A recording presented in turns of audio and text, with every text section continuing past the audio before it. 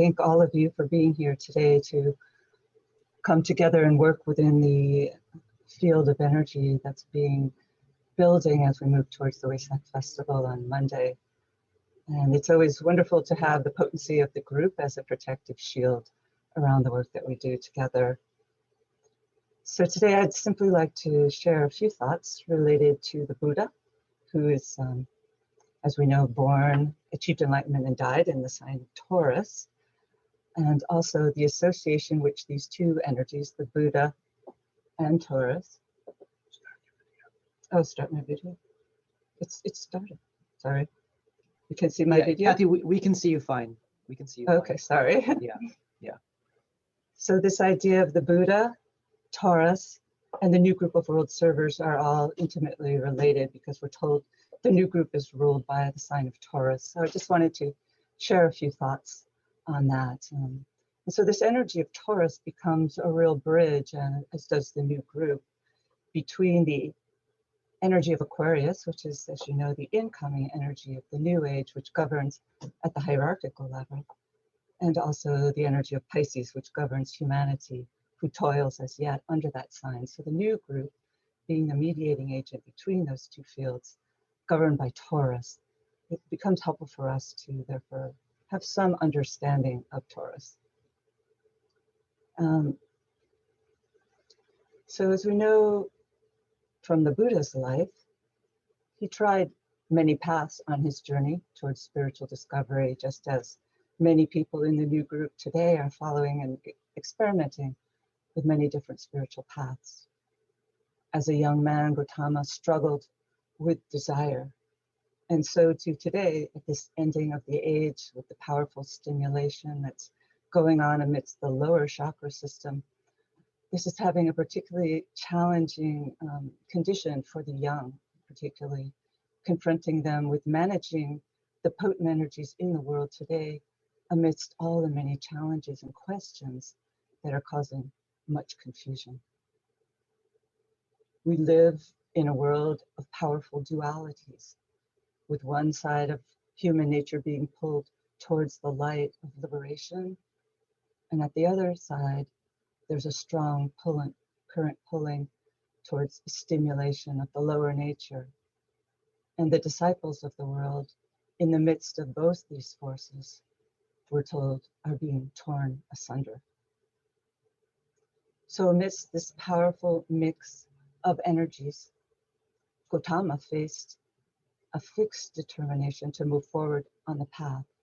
And the new group today possesses the same opportunity to move forward. Taurus moves from desire to aspiration to spiritual will. And we're told that through his example, the Buddha brought many thousands of souls to a high stage of spiritual development. Just so too, the new group today is charged with this task, using the direct influx of the spiritual will through Taurus to hold the vision before humanity, which is their primary task.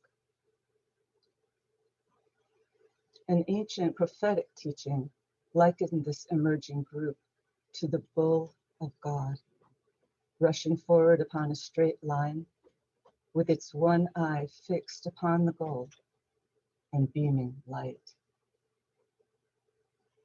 The Buddha demonstrated these qualities of the bull in his strength and determination to attain enlightenment. And we, on a lower turn of the spiral, can use the strength of Taurus to build in the quality that's called straight knowledge.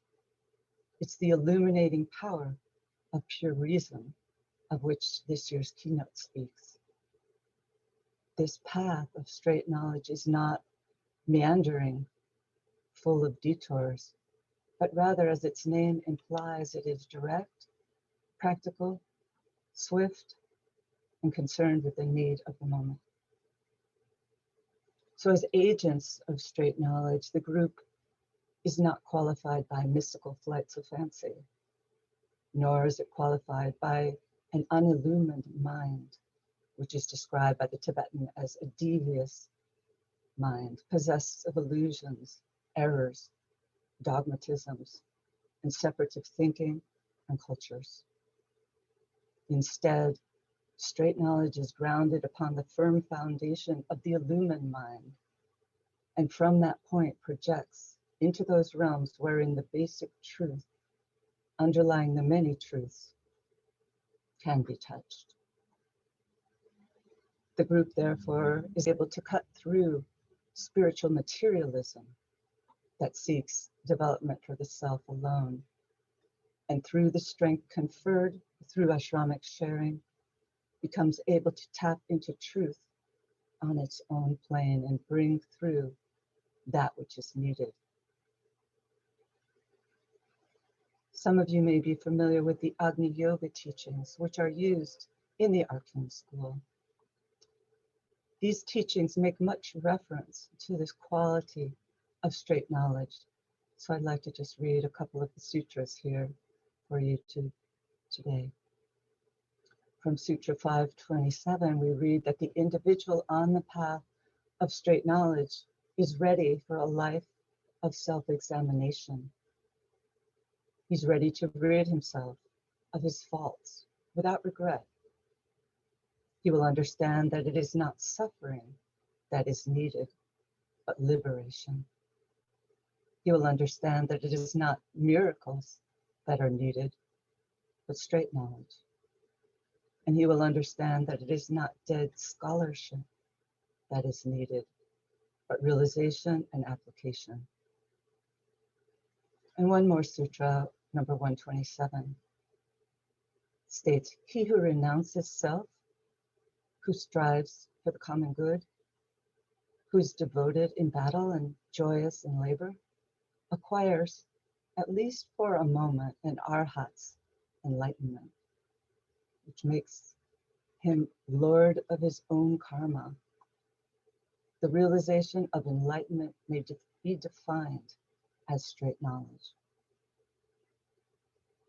So at this time, this holy time of the Wesak festival, which occurs on Monday evening, the group of those who stands, as we do, within the heart center of the new group of world servers has the opportunity to acquire, as the quote states, a moment wherein the Arhat's enlightenment can be touched as a group.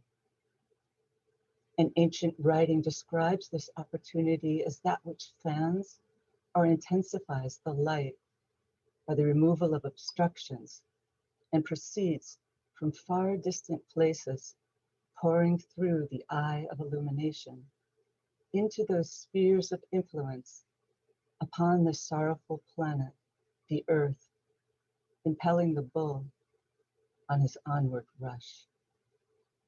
So here we are, that bull, being impelled on our onward rush.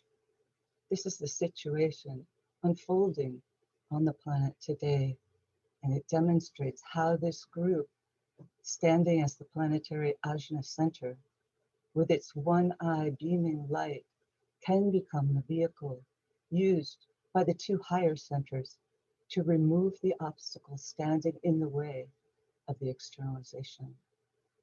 Wesak brings an intensification of the light, and this light, playing upon the group mind, can be directed then into the spheres of influence.